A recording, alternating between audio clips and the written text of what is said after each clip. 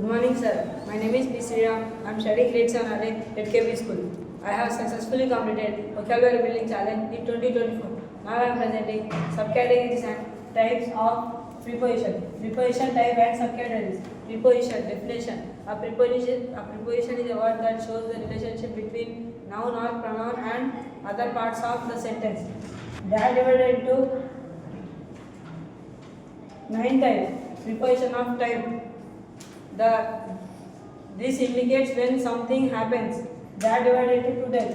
Specific time, duration. Specific time. Example, a lunch, at dinner.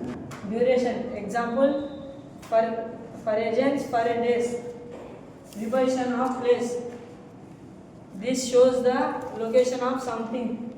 They are divided into 2 types. Specific place, direction. Specific place. Example, at the top, at school. Direction. Example, to the store, to the park. Preposition of direction. This describe movement of direction. Example, along, over.